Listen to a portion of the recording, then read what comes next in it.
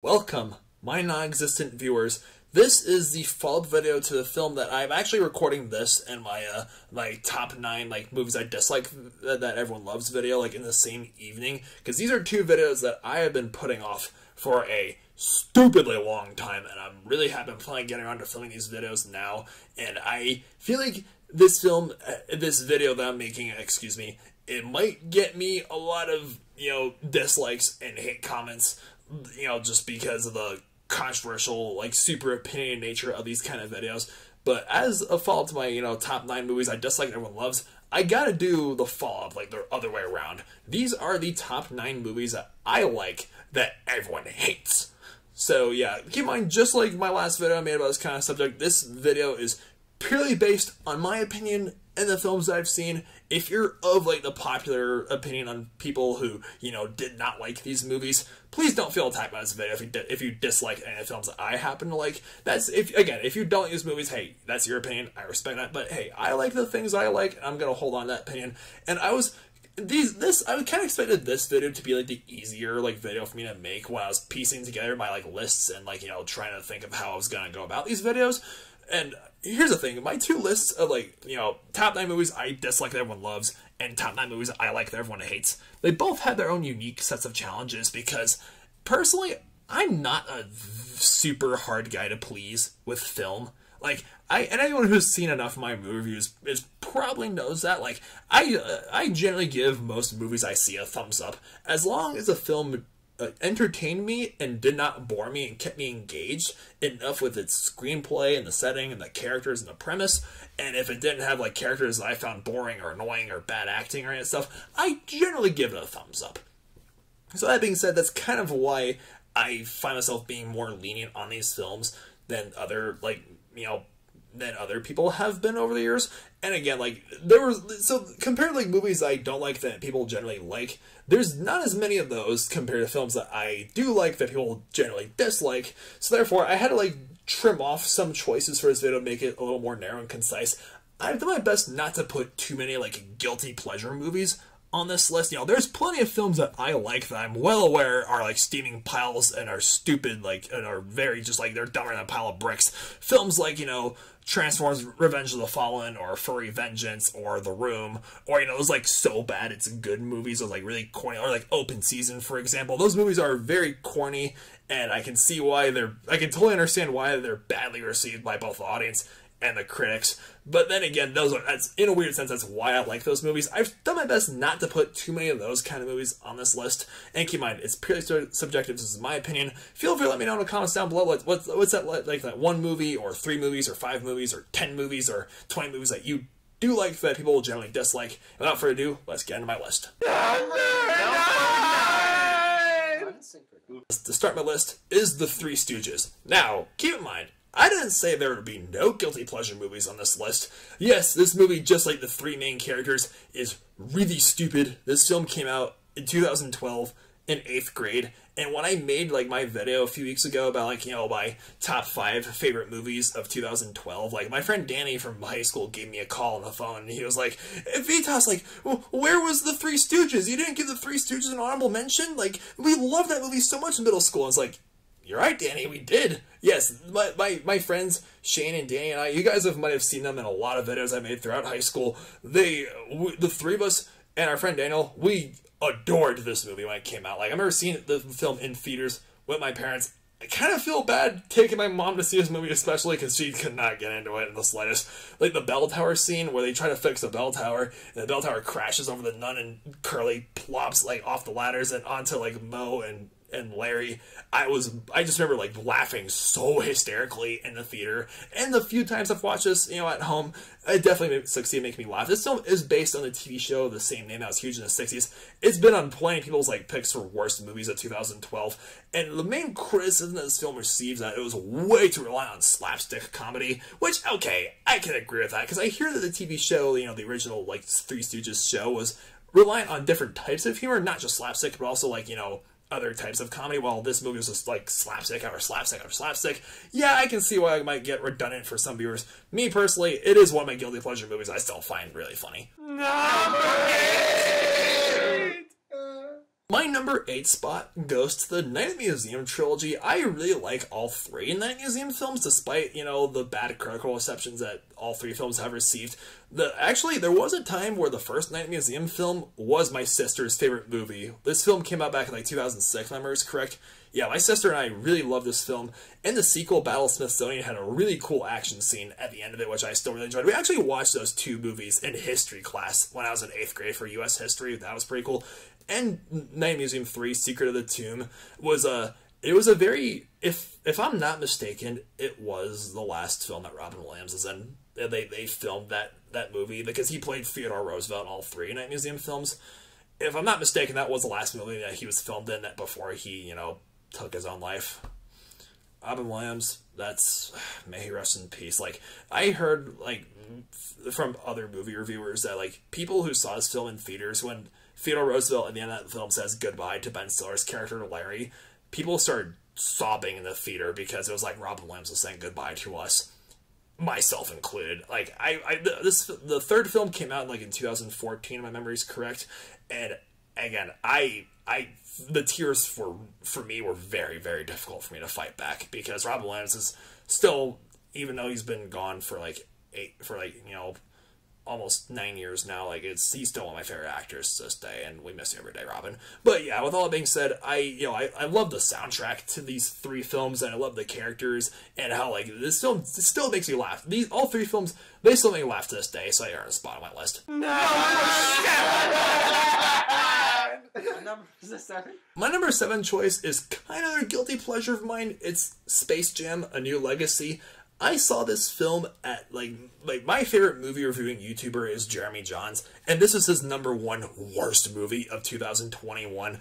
And I was like, oh, come on, Jared Bear, this movie's not that bad. I can see why people don't like this movie. Yes, it is like a 90-minute advertisement for Warner Bros. Properties. Like, it was kind of like, oh, let's take something nostalgic like Space Jam and just make a sequel of it, but kind of just like shoehorn everything that's wrong with Hollywood in 90 minutes. Yeah, I could see why this film did not work for everybody, but again, I've been a diehard Looney Tunes fan ever since I was a little kid, and ever since I was a little kid, I wanted to see like a new Looney Tunes movie like on the big screen, and Space Jam: New Legacy finally gave me to say, hey, been there, done that. We finally got a movie I've wanted to see. And yeah, LeBron James as an actor, he should just stick to basketball, I will agree with that. And Don Cheadle wasn't a very good villain. And you know, the film is like a 9-minute Warner Bros. Advertisement. But again, I loved seeing Bugs Bunny and Daffy Duck and Foghorn Leghorn and Speedy and all the different Looney Tunes characters on screen together. I thought this film was really funny. Like, I know people kind of like the crap on the scene where Porky the Pig starts rapping at his opponents. I thought this scene was really funny, personally. So yeah, I can see why this film didn't work for everybody. Again, it is a guilty pleasure movie of mine. I am aware of its flaws, but in a weird sense, that's why I like it. Number 6! My number 6 spot goes to Eternals, the only MCU movie that has a rotten score on Rotten Tomatoes. If I remember it's correct, it was a 47% rating on Rotten Tomatoes. Yeah, personally, there's not a single MCU film that I flat out dislike. The worst MCU movies, in my opinion, at least, are, you know, they're just like passable at the worst. You know, I just like, hey, they're flawed. They're not great by any means, but I give them a thumbs up. The Disney Plus TV shows set in the Marvel Cinematic Universe, those are a different story. She-Hulk. Excuse me. But Eternals, this film does feel truly unique by MCU standards, which I think is the film's biggest strength and also its biggest weakness. Like, I saw this movie with my friends when it was released back in November of 2021, and there was a lot of very interesting themes and motifs throughout this film. Again, I was taking a Western mythology class. This film came out during my last semester at CSU, like a month and a half before I graduated from CSU, and I really appreciated how they incorporated so many different like mythical like characters in this film. You had Gilgamesh, you had Tiamat, you had like you had Icarus, and all these different like mythical beings. I think this film, like, it is a slow burner. It does drag it a few scenes. Again, it's not a great movie. I did have some issues with it, but it had a lot of interesting themes and interesting, like, you know, action scenes to back it up. And I think Eternals worked for me. Again, I liked it more in Black Widow, but it does not hold a candle to No Way Home or Shang-Chi in the slightest. Number 5! My number 5 spot goes to the Happy Time Murders. This film was up for so many Razzie Awards, back in 2018, including Worst Picture, because people say like, oh, this is just like another, you know, stupid attempt to make like a puppet movie that's rated R, PG-13, you know, something that you expect to be kid-friendly, but in terms of actually isn't kid-friendly. This film has been done a bunch of times before. I saw this film in theaters when it came out in 2018, and I was busting my gut laughing at a few scenes, despite all negative reviews that it received. You know, the puppets doing really just crazy things, like filming pornos and puppets just like jizzing everywhere. I don't know why. At the time, it just really worked for me. It just really succeeded in making me laugh. There's so much like disturbing imagery throughout the Happy Time Murders. I was like, oh my goodness, what has been seen cannot be unseen. I will admit this, it is not a movie I would ever plan on watching sober again. I'll say that much. But yeah, the Happy Time Murders, the comedy, the sort of like humor that I was going for is like surreal comedy where like puppets living in the real world with humans was just really interesting and funny. And the fact that it just went all out with its R rating, it just really worked well for me. I can see why it didn't work for other people, but it did for me, and I give it all a pass for that.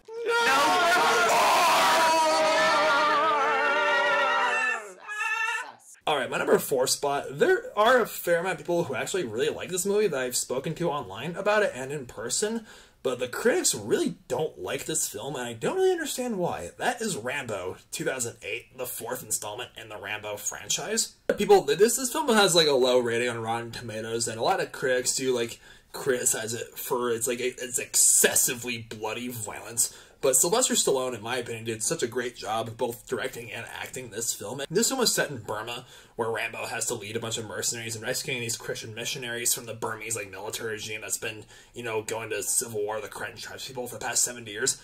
This film was actually banned in Burma because of its brutally honest depiction of the civil war in that country.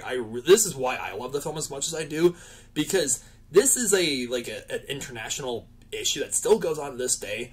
That was a huge subject of concern, and it holds a big mirror up at humanity, because that one scene, especially in the middle of the film, when the Burmese military goes to the Karen village where the missionaries are at and just massacres everybody. They burn down their homes, they kill the men, take the children, they rape the women, and it's just carnage, and they're just massacring these innocent people like cattle.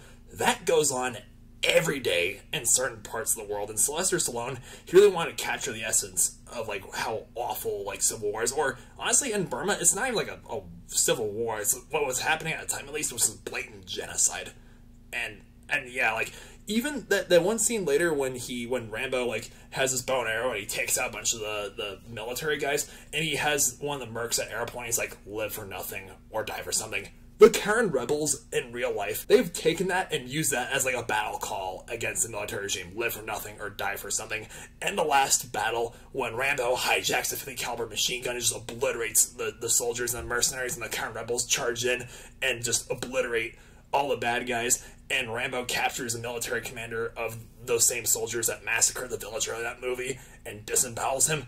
Oh, just that action scene was just flawless. It was, yes, I can see why people kind of criticize this film for being excessively violent, and it is controversial, and again, it makes me really grateful to live in a country where I don't have to deal with civil war. I think that's something that people seriously take for granted, especially in the Western world. If you guys really want a film that makes you think and makes you think about humanity, give Rambo 2008 a watch. I don't think I'll be disappointed.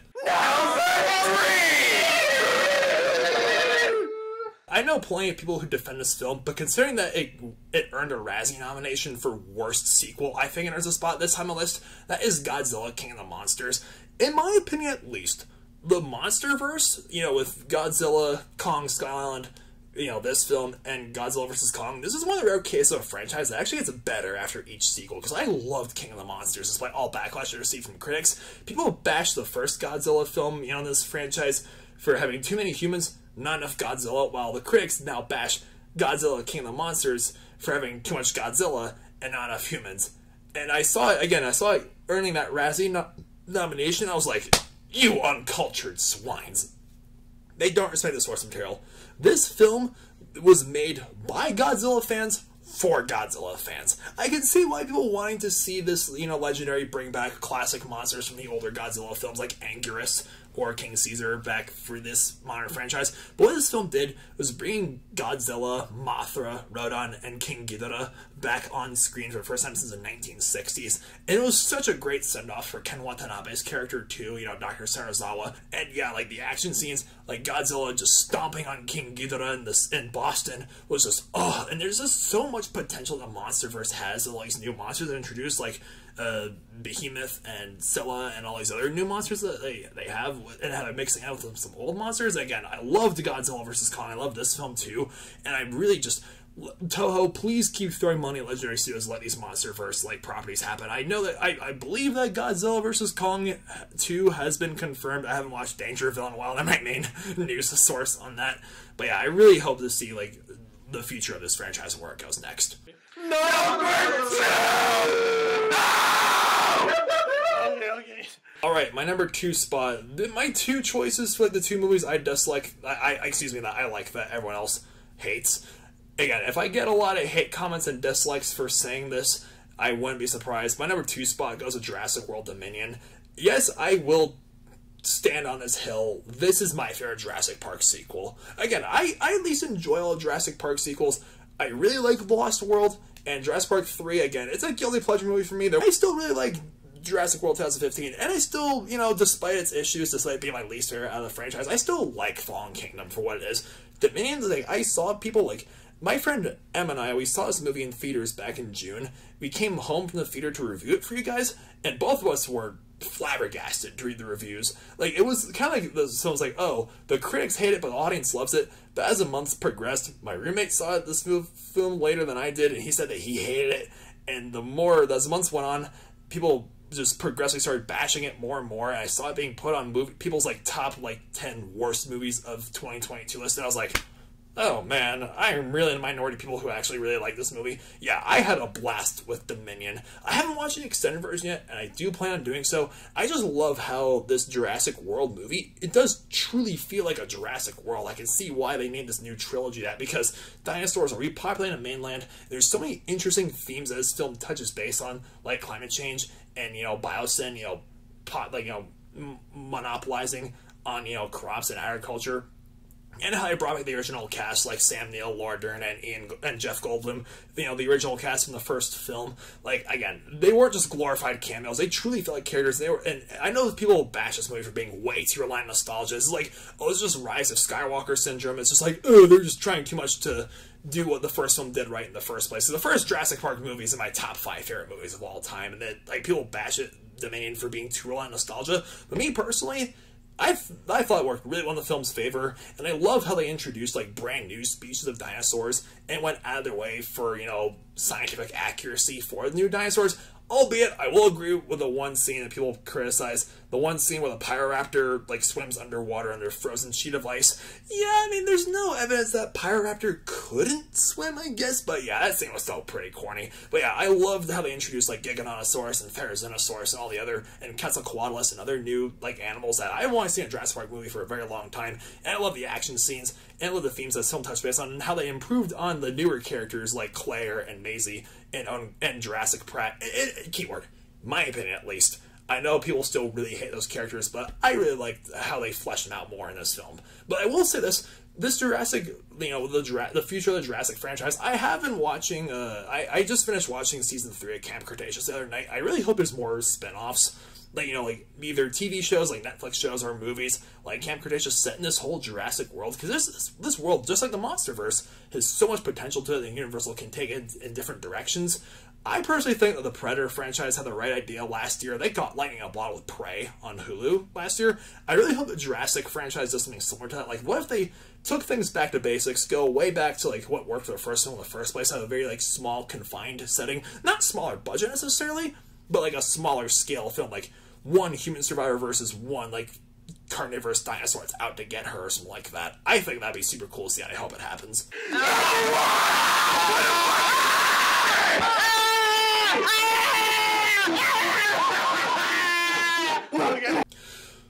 Oh boy, my number 1 pick for the movie that I like that everyone hates. This film is technically a divisive film, depending on who you ask. This film got a lot of divided reviews, but over the years, within the past like 5 years since it was released, I've heard people just crap on this movie to absolutely no end, saying it's undoubtedly the worst film in the entire franchise. But my pick for the #1 movie that I like, that everyone hates, is Star Wars: The Last Jedi.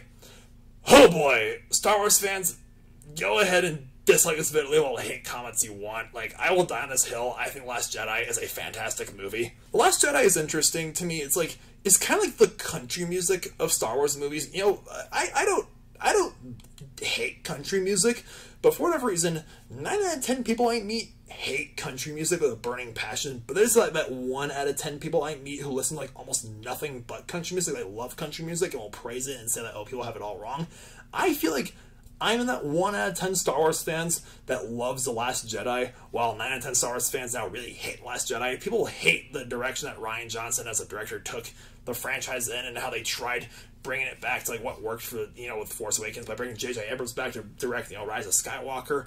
That's like here's the thing, The Last Jedi, like, people bash Rian Johnson for not caring about Star Wars or for ruining the franchise, but for me, I praised Rian Johnson when I saw his film back in 2017 with my mother when it came out around the holidays, and still to this day. He did a lot of really bold decisions that I thought really worked in the film's favor. Again, purely my opinion. If you disagree with me, that's completely okay. You respect my opinion, don't judge me for my opinion, I won't judge you for yours. And like, when I saw this film in theaters back in December 2017, like, people were cheering so much throughout this film. Like, right when the film opened, the middle of the movie, when Kylo Ren kills Snoke, people were cheering and clapping and applauding it for that. And when credits rolled, people were cheering and be like, yeah, like, that was awesome. Like, the whole theater was praising The Last Jedi. And I walked out of the theater, I went to the bathroom, I looked at 2 guys there, I was like, hey, better than Force Awakens, boys? And they're just like, oh, way better. Then I went back to review the freaking movie, and I saw all the negative reviews that I was receiving from the audience, and at least not the critics, but the audience, and I was like, what? People didn't like The Last Jedi? It was fantastic. I gave this movie a 10 out of 10 stars when I reviewed it back in 2017, when I, you know, used to do the whole 0 to 10 scale rating. In retrospect, I will say this, after further consideration, I've watched Force Awakens twice, I've watched The Last Jedi twice, I've only watched Rise of Skywalker and Rogue One and Solo once. So, like, in retrospect, if I had to review The Last Jedi again, like if I reviewed it nowadays, instead of my 0 to 10 scale, my new 0 to 9 scale, I would probably bump it down to an 8 out of 9 stars instead of a 9 out of 9. I will admit, this film, it's not like a perfect, like, 9 out of 9 movie, like, you know, New Hope or Empire Strikes Back or Return of the Jedi is, in my opinion at least. I can see why there's some things that didn't work well for, you know, Star Wars fans in this movie, like the whole Rose and Finn subplot. Yeah, I can see why that, you know, was like the perfect, like, pee break moment for that film. You know what I'm saying? Like, yeah, there's nothing really important happening, so just get up and use the bathroom, get another popcorn, get another soda, whatever, get back to the movie. And the whole kiss scene they had in the end, I could go without it, but I didn't hate it like everyone else did, personally. Like, I gotta give Rose's actress, specifically Kelly Marie Tran, I give her some mad props for holding her ground against the haters, because people hated Rose's character. And I can see why, you know, Rose, again, she's not perfect. I can see why her decisions and her dialogue didn't work for people, but people say that Rose is worse than Jar Jar Binks. I'm just like, how is Rose worse than Jar Jar Binks? People say this is the worst Star Wars movie of all time. I think they're being very overzealous. Like, how on earth is The Last Jedi worse than all the prequels? How is The Last Jedi worse than Jar Jar Binks just, my niece, I love you, like, for 90 minutes? Or Anakin Skywalker and Ty Close, like, I don't like stand. It's rough, of course, irritating, gets everywhere. I hate them all. Like, how is The Last Jedi worse than that? Like, I still don't get it. Like, The Last Jedi was beautifully shot, it was beautifully executed. Luke Skywalker, again, people really hate what they did to Luke's character. I personally thought it was great, because Luke feels like a completely different person. It's set 30 years after the events of the older Star Wars films, and he feels like a different person, and it's natural, it's organic, it's realistic for an old man to look back on his younger self and hate his younger self. It's healthy to think that way. And that cameo with Yoda in ghost form when he sets the sacred text on fire, that meme was like, the sacred text! And he was like, read him? Did you? Patienters. They were not. I thought this scene was great. And yeah, the action scenes were very well executed, very well shot and choreographed, and the film was gorgeous, you know, CGI and the practical effects. And yeah, it's The Last Jedi, again, haven't watched this movie in a while. I'd like to rewatch it again. I still have the original trilogy and the prequel trilogy on DVD, so I should probably get the sequel trilogy on DVD as well. The Last Jedi is my pick for a movie that I like that everyone else hates. And if you want to bash me in the comments, go ahead and do so. I don't care. Thank you guys so much for watching this video. And yeah, if you agree with my picks, give this video a thumbs up like button. And if you think I'm stupid for liking these movies, give it a dislike. And let me know in the comments down below. You guys, thanks a lot. This is the 5th out of 7, top 5/9 videos I plan on making this January. And I hope to make these a little more consistent, not spread out next year, because I do plan on making this like an annual tradition where at the start of every January I like bang bang boom you guys with like top 5 and 9 videos on my channel. So I hope that I can make that tradition happen next year, just a little more consistently. So yeah, thank you so much for watching, and you guys have a nice night. Stay beastly.